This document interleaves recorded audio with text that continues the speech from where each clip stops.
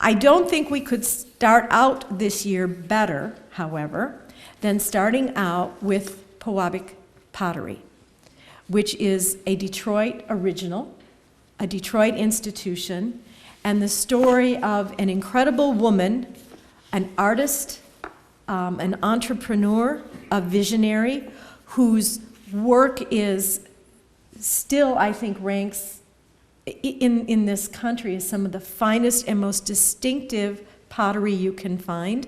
It is contemporary as well as classic. Every time you walk into Comerica Park, you walk by Pewabic tiles.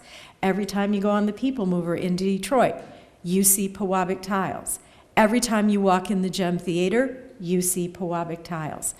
So tonight we welcome Jessica Guzman, and Jessica has an interesting heritage herself. She hails from Illinois, and she is an artist in her own right, a painter. She got her BA in Fine Arts from Detroit's wonderful institution, College for Creative Studies, and then she got a master's, and I am jealous of this one, Jessica. I'd want to go do this, in nonprofit arts administration in Washington, D.C.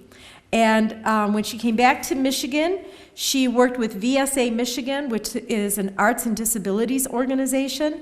And then she landed this wonderful position as programs director, handling their education programs and exhibits and their archives at Pewabic Tile. She's been there since April. Would you please warmly welcome Jessica Guzman.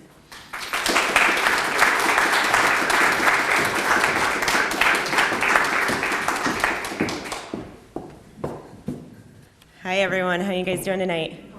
Good. Okay, can I get a show of hands? How many of you have been to Pewabic Pottery? Oh, fantastic. How many of you know the history of Pewabic Pottery? Somewhat. Okay, so we're going to touch base on this a little bit tonight. What we're going to discuss is the history of Mary Chase Perry Stratton, the founder of the organization.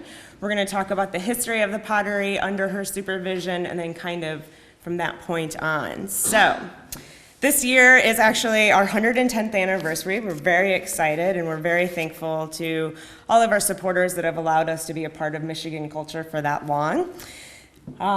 This is our facility located on Jefferson on the east side of Detroit. We have a museum space, a retail space, a custom design studio for backsplashes and business installations, a fabrication department, an education studio, and exhibition galleries. So this is Mary Chase Perry. She founded the organization in 1903, and it was originally housed over on John R. Street. It was very instrumental in the arts and crafts movement, and a little bit about the arts and crafts movement. It was kind of the counter to the Industrial Revolution. The Industrial Revolution was very much about mass production, very much about automated manufacturing. What can we make robots do, right? But the arts and crafts movement was still about that artist touch, that handing of the materials. So they promoted the importance of the human hand. So in a lot of arts and craft movement pieces, you can see, the thumbprint of somebody in the clay, or you can see where the sandpaper scraped the furniture, because that was important to the artist at that time. They looked to nature as a source for inspiration because nature is very unique. There's not one flower that looks the same. There's not one leaf that looks the same. And there's not one snowflake that looks the same. And they felt that artists were very much the same way. There was never one artist that was the same that could create identical pieces. So therefore, the philosophy of the movement was each piece is handmade and thus unique and precious. Mary was born in Hancock, Michigan, up in the Upper Peninsula, in 1867. What you see here is her house, which is now the Pewabic House. It's a museum that is there to honor her history and her birthplace. From a young child, she was always interested in art and took lots of classes, primarily in drawing when she was younger. Her father passed away when she was 10 years old, and at that time, her mother decided to move the family down to Ann Arbor, where she started taking even more classes, and then they eventually moved to Detroit, and she took classes at the DIA. They used to have an art school at the Detroit Museum of Art, which is now the Institute of Art. One of her fellow artists introduced her to China painting. This is kind of what put Mary on the map. China painting was a very popular technique in the 19th century, and primarily with women, but it was very prominent in the arts and crafts movement. This plate right here was created by Mary, and because of work like this, she went on to achieve a considerable reputation as a prominent artist, a teacher, and writer in the field through the painting that she does here. So here's a detail of the China painting. The way China painting works is you take an unfired porcelain piece of clay. Porcelain clay is very white, very blank, and very smooth. And then the glaze is painted on, starting from lightest to darkest, and usually there are multiple layers, and between each layer there's a firing that occurs. So each piece goes through this very long process of multiple firings, and it's very detailed and very, very time-consuming, which is partly what makes them so exquisite. And just so you guys know, glaze is made up of tiny bits of clay, silica, which is also called glass, like little glass or grit, and then there's colorants that are used to make the colors, which are minerals such as copper, cobalt, iron, etc. So it's a little different than paint in terms of how you mix them. It doesn't mix like it would on the color wheel, because it mixes how the minerals interact with each other under the heat of the kiln. But glaze is great for work because it makes pottery watertight, and it adds strength and durability, and obviously acts as a decorative element. So this is Horace Calkins. Horace worked with Mary to found the pottery in 1903. As I mentioned before, the pottery was originally located on John R. near the DIA. She met Calkins because he was a dental supplier, believe it or not. They used to make kilns specifically for dentists to fire ceramic false teeth. So Calkins was a kiln innovator, I guess, designed kilns that were created for the dentists. And they were these small kilns that he could travel to different dentist offices. This is an example of one of the kilns, and is a kiln that we actually have on the second floor in our museum. This is the Revelation kiln. This is one of the most prominent kilns of that type from that era. And he worked with Mary to fire some of her china glazing pieces in these kilns that were originally made for teeth. Through this partnership of firing some of her work is how they decided they would partner together to create a larger pottery, and in addition, he could sell his kilns not only to dentists, but also to other artists as well. The thing with these kilns is, unlike some of the other ones you might have heard of, these don't fire with coal, wood, gas. What these are, they're a muffle kiln, and they ran on petroleum. I'm going to be completely honest, I don't really know how exactly that worked when I've seen the inside of this, but there's petroleum. So we always get asked, how did Pewabic get its name? Up in Hancock, there's the Pewabic copper mine, and we believe that's where the name came from. What we also found out is that in some Native American languages, copper means metal. Obviously copper means metal. Pewabic means copper and metal, and when you see some of the iridescent pieces that Mary was known for, and I'm going to show them to you in a little bit, you'll kind of see how some of them take on that copper metal-like quality, so the name really does seem quite fitting.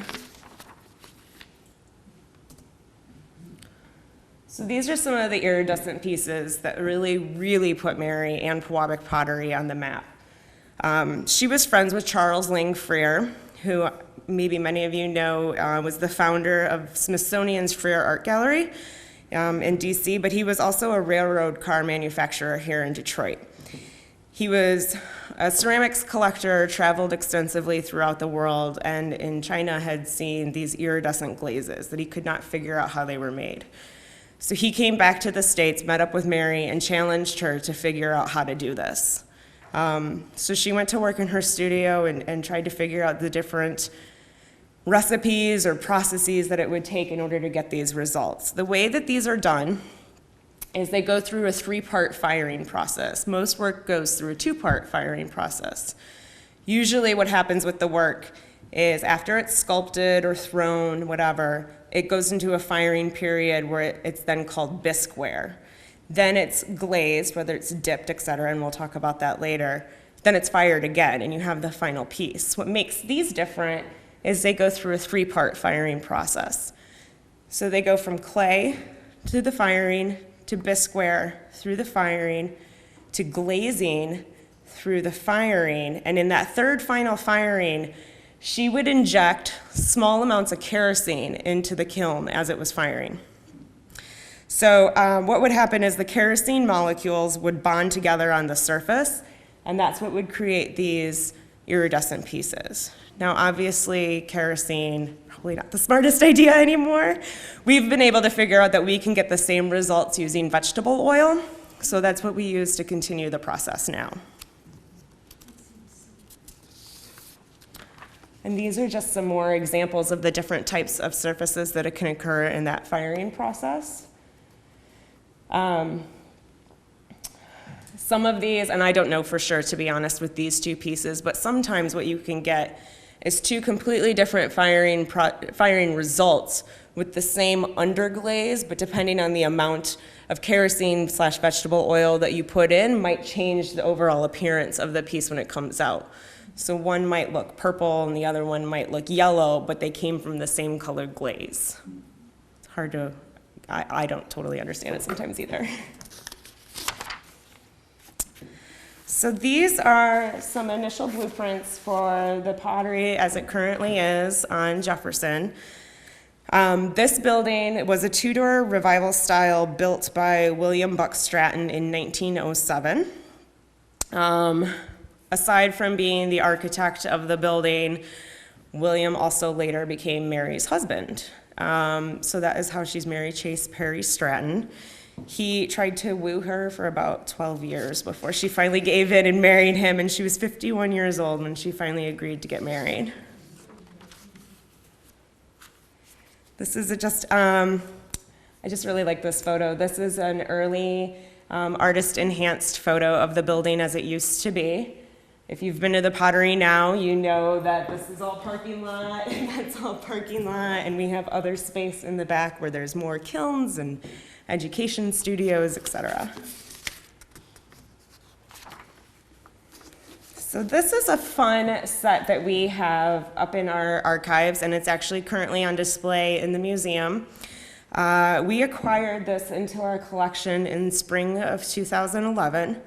Sometimes what happens, we have quite a few in our collection from when we first started, and we've just always had a hold of it, whether it passed on through Mary and her family, et cetera. But we've also had some pieces leave, and we acquire it back through donations, or sometimes we find things on eBay. But this is a growler set that Mary made in 1905. Our archivist writes, before the advent of bottled beer, fresh beer was often carried from the local pub to one's home by means of a small galvanized pail. Rumor has it that when the beer sloshed around the pail, it created a low rumbling sound as the carbon dioxide escaped through the lid. Thus the term growler was coined.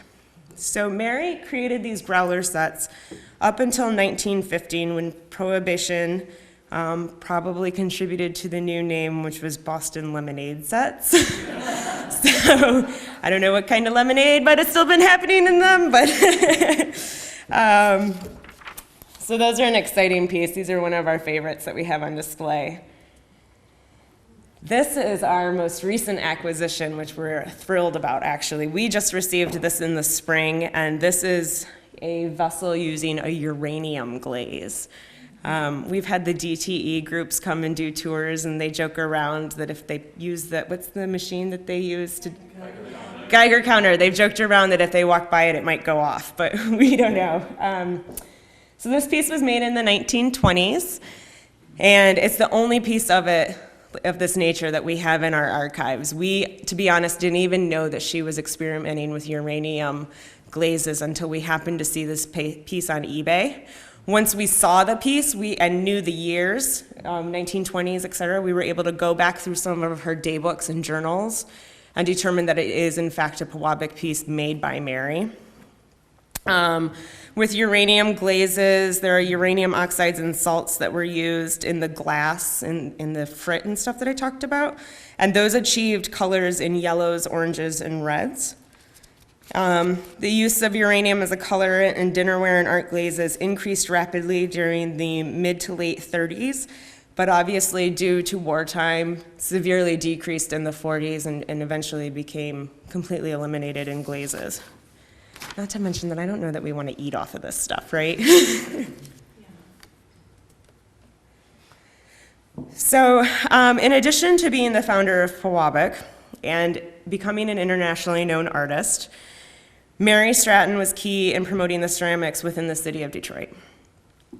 She established the ceramics department that's at University of Michigan, taught there for a while, was very instrumental in the program at Wayne State and taught there. I believe she was also involved in the establishment of what is now CCS. In 1947, at the age of 80, Mary received the highest award presented in the ceramic field internationally, the Charles Fergus Binns Medal. She was a charter member of the Detroit Society of Women Painters and Sculptors, which is an organization that still stands today. And she was also in the Hall of Fame, Women's Hall of Fame for Michigan, which is coming to speak, I don't remember when Lorraine said, but March, I think. Mary passed away in 1961 at the age of 94 years old. She walked to work every single day up until the week she passed away. And she was always in the studio. There's this little part in the building, which is not an area that visitors are able to see because we have it as a storage area, but there's this little loft up there where we have storage. And the way the building used to be, from that loft, you could see down into the kiln room. And the rumor was that she would stay the night up there with a little mattress to kind of check on the kilns overnight as they were firing. So Pewabic was really her family. She and William never had kids. And so they really did kind of, the Pewabic pottery was their child, was their life, and their legacy. Mary took her glaze recipes with her to the grave. So we have recreated many of them. We don't know if the recipes are exactly the same or not, but if you look at some of our historic pieces that are in the museums versus the pieces now, the glazes are very, very similar in color. The reason she never wrote down her glazes for people, she wanted others to have that same learning experience that she got to, and that kind of mad scientist experience that she got to have. I love this photo of Mary. So Mary's passed away, and so for the 5 years after her death, her assistant at the time continued to run the pottery. Eventually, in 1966, the pottery was actually gifted by her assistant and the remaining family to Michigan State University, with the promise that they would not sell it as a commercial pottery. So they had to use it as a learning opportunity, etc. So that's what they did. They created it as an off-site education building. Ceramic students could come here, take college credit, and that lasted through the 70s. However, due to the economic downturn in the 80s, MSU was no longer able to retain ownership. So at that time, that is when the pottery broke away and created its own 501c3, becoming its own nonprofit entity and responsible for itself. We're now a National Historic Landmark, which was awarded to us, I believe, 2 years ago. and we take great pride in that. So during Mary's reign and also now, a lot of what has put Pewabic on the map, aside from the vessels and the glazes, was the architectural installations that we've become known for. Lorraine mentioned the Gem Theater and other locations, not only in Michigan and Detroit, but also nationally. But here's a picture of some of the fountains at the DIA. Pewabic did these in 1920, and we also did the floors. This is Most Holy Redeemer, which is in southwest Detroit. This was done in 1922. The red brick Roman Basilica-style church features Pewabic tile murals and the floors, which the floors are just as intricate as some of the murals on the walls. The floors are unglazed terracotta with glazed ecclesiastical titles, symbolic of the apostles Matthew, Mark, Luke, and John. According to the daybooks that Mary kept, she kept very detailed daybooks, and we have stacks of them that are in protective storage. She listed this business transaction in 1922 as Holy Redeemer purchased this installation for $12,500. Obviously, we don't do $12,500 anymore for that type of scale, but if you've been to the main Detroit Public Library, you've probably seen our work there as well. Up in the children's area, we have done this fireplace facade, which illustrates a lot of children's stories. Interesting thing about this was done in 1926 at a cost of $520. I always find the prices a little entertaining. Here's the Detroit Tigers, Comerica Park, that Lorraine mentioned before. When the new ball field opened, we were very pleased. Mike Illich came to us directly and asked us to do this custom installation.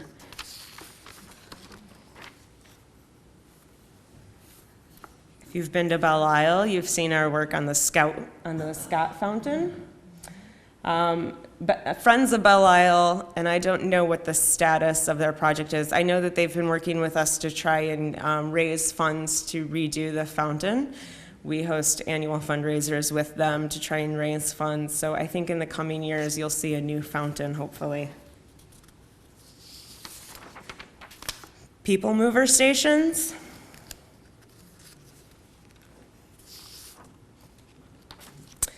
This is our most recent mural, which is actually very different from some of the other ones we've done because you see so much of the wall exposed. But this is a mural that I think is nearly, I can't recall offhand, I think it's nearly 70 feet long. It's enormous. You can't even get the entire, it extends further than the picture. You can't get it all in one shot. But this is at the new building for Children's Hospital downtown. And we also have quite a few other installations in the old Children's Hospital building, as well as in their parking structure, all of which is very fun, very age-appropriate, bright and colorful. So some other notable historic installations that we have. The National Shrine of Immaculate Conception in Washington, D.C. I don't have them on my PowerPoint, but if you visit the Pottery, you'll see in our museum area, we have pictures of it. She did all of the vaulted ceilings as well as the floors in the entire building. And there are historic pictures of her in her petticoat down on the floor installing these tiles.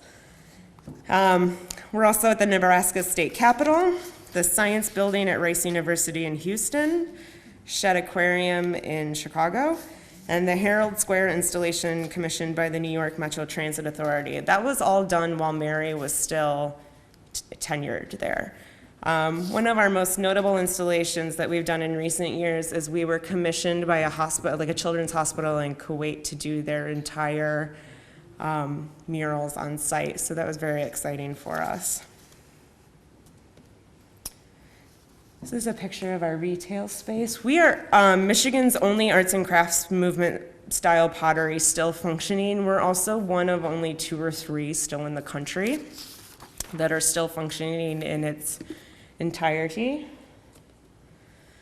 This is a picture of our floor, but that's just because I'm trying to branch into some of our processes and what we're known for. So this is what we called field tile. Field tile is what is used often for floors, backsplashes, etc., and it's the recognizable thing that many people see their fireplaces in their homes that they buy, and they say, we have a Pewabic fireplace. It's often tile, very similar to this, that they see. Our unique floor at the Pottery, the one on the first level, was restored in the 1980s during the renovation from when MSU was transitioning out and we were becoming our own entity. And if you're on site, I ask you to take a look around the perimeter because you'll see hand-signed tiles of all of the important people that helped us make that project possible. There are individuals that were donors to that project, artists to that project, et cetera, and many of which are still alive and active in our communities today. So here's an example, just of some of the custom installation work that we still do today.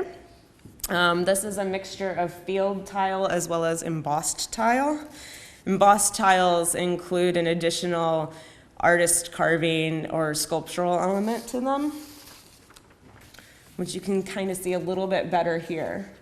So the way that this is done, there's an initial piece of clay that one of our artists either carves into or builds up into. Then a mold is made from that. Then from that mold, all the replicas are made. And then the nice thing about working with clay, and that's a plaster mold, is the plaster absorbs the moisture in the clay. So within 15 to 20 minutes of the clay being in the plaster, you can just pop it right on out. It just falls right on out. So you don't have to worry about scraping it or anything like that. All of the pieces that come out of Pewabic pottery have specific insignias on the back or on the bottom.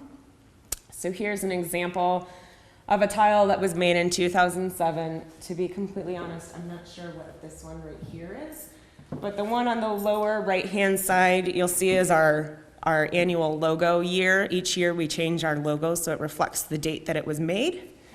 And then we did a special celebration in honor of the 100th anniversary of the building that year. So that's what that other stamp refers to. This year, anything that you buy that was made in 2012 will not only have our 2012 logo, but it'll also have our 110th anniversary insignia on it as well.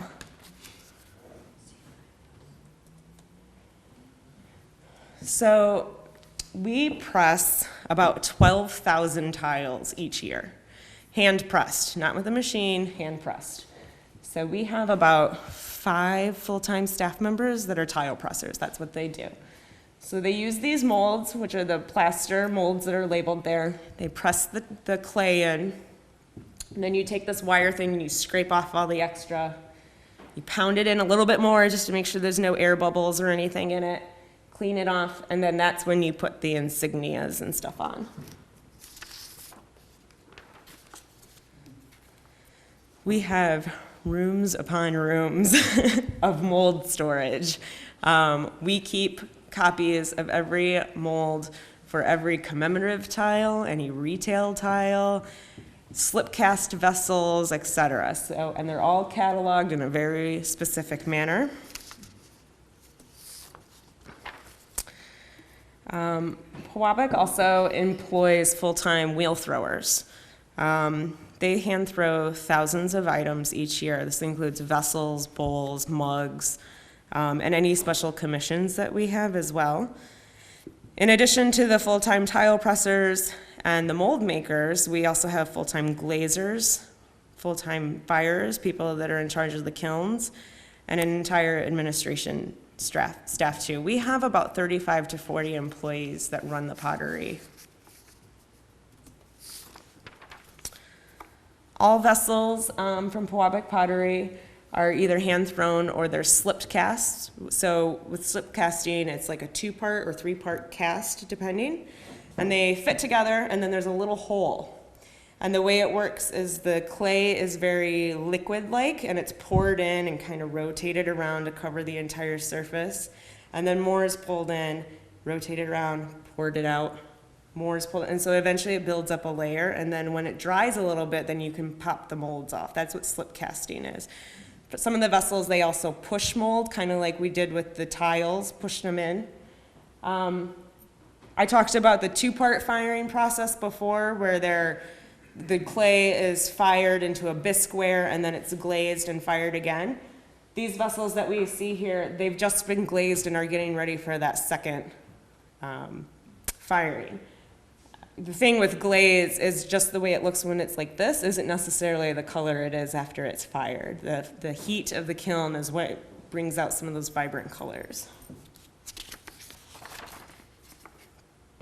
So this is an example of one of our slip-casted vessels that we do. This is the one that's poured in, rotated, emptied out.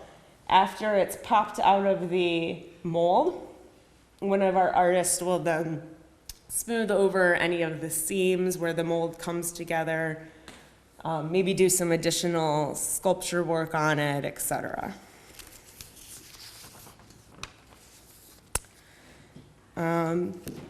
We have about 6 exhibitions each year in our gallery spaces. This includes our student staff show that we do every year, where we ask all staff and as many students as possible to participate. We have many staff on site that are not ceramicists. I am one of them. And so that's the only show that we do during the year that is an all media show. We have painters, we have printers, photographers, et cetera, working there. We also do Earthy Treasures, which is our holiday show. So that's a little bit different than the rest of the shows that we do in the exhibition space. That's really when we bring out everything we possibly have in order to help you all shop for the holidays. So if we were walking through the fabrication studio, we would enter the kiln room. And on your right-hand side, you would see these 2 kilns. These are called kiln cars. And they're named as such because they actually pull out on what looks like train tracks. And then they're loaded. You can see them loading here, and then it pushes right back in and seals, and they can fire it. All of our kilns fire to 2,300 degrees. And then this is actually our largest kiln, and this is our Blau kiln. This white component up here actually lowers down over all of that shelving, seals and then fires, and then it moves on up on hydraulics again. Between these 3 kilns, we fire approximately 5,000 vessels, so anything that's a mug, bowl, vase, and 9,000 square feet of decorative and custom field tile.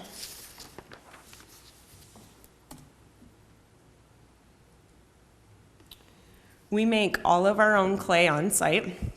We do this for a multitude of reasons. 1, it's cost effective. 2, kilns have to be calibrated to the specific ingredients of glazes and clay, and to be honest, a lot of stuff I don't totally understand. But so one way we control all of that and the consistency and the colors of the glazes and whatnot is by making our own clay. So this machine down here in the lower hand, it goes all the way to the back of the room. It's that pug mill part where she's holding the discs, and then that big barrel in the back. This is original to the 1907 building. This is the same clay maker that Mary Stratton used. We still use it today. It works fantastic. And we make about 2,300 pounds of clay each week, which is about 60 tons of clay a year.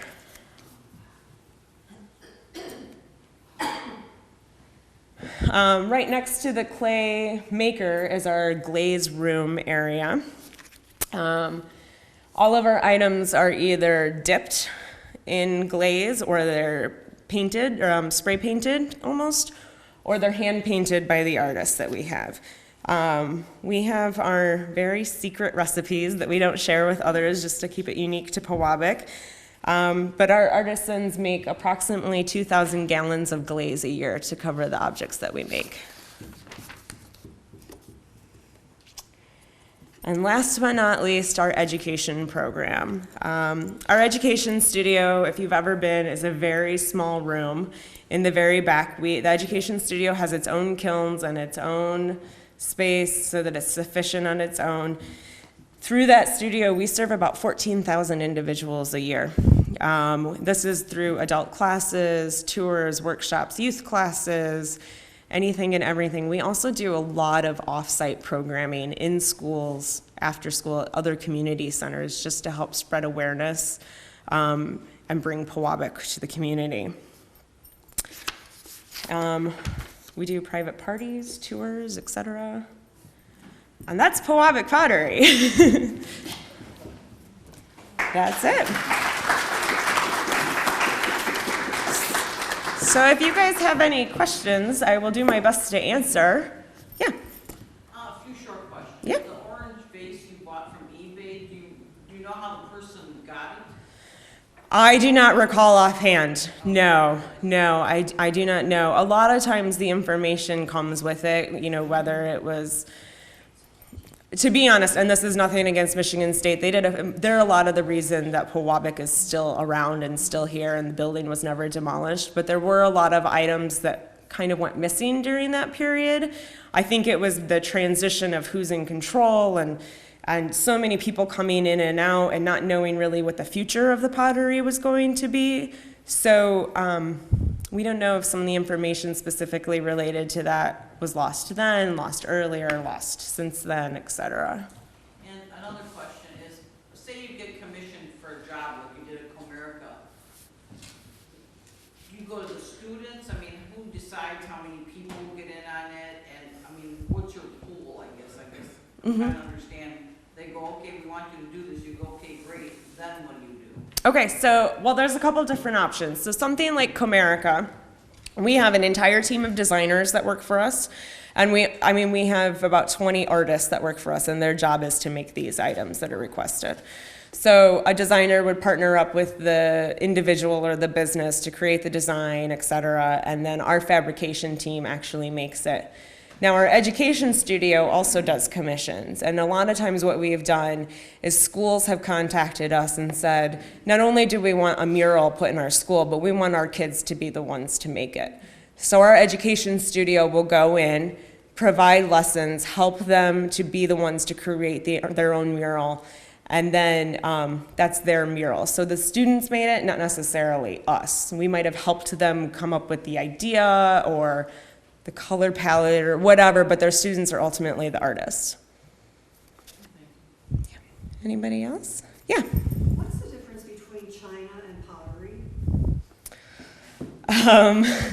Well, the technical difference is nothing, except China is made in China. That's a lot of it. And to be completely honest, I don't know much more than that, other than it was made in China and it was a particular style. In the last picture you showed, in the corner over there, what are they doing there? Down in the bottom here? Yeah. So one of the things we do is raku firing, and we don't do this very often, but does anybody, I see you shaking your head. Okay, let me explain raku firing because it's a little different than the kilns and stuff that you saw. Spell that. R-A-Q, or sorry, R-A-K-U, raku, very easy. The way raku works is you take the bisque piece, so remember we talked, it goes through one firing process, then you put the glaze on it. Then instead of going into a normal kiln, it goes into this other kiln just until it gets glowing red, not any longer. Where most kilns, it would stay in there longer till everything homogenizes and etc. When it gets to that glowing red period, it's immediately taken out. It's put into these garbage cans here, which contain newspaper and natural materials. So newspaper, leaves, horsehair. You'll see pieces a lot of times that have horsehair. And then the lid is put on and all of the oxygen is taken out of it. So what this does is it creates this really beautiful, not iridescent, it's not like iridescent, but a very beautiful metallic surface. What we do, we don't have this as an ongoing program because it is very time consuming in terms of the setup and the cleanup for it, but we have our annual raku party, which is a fundraiser for the education department, and it's a ton of fun. We end up serving about 100 people that day, 150 people, and everybody gets to come out, they get to pick a pot, They get to glaze it, and then they get to help raku fire it. We're also starting, thanks to Japan Business Society of Detroit, we're starting a program for youth so youth can start doing the raku firing too. So it's an underground firing process. It's a little bit different.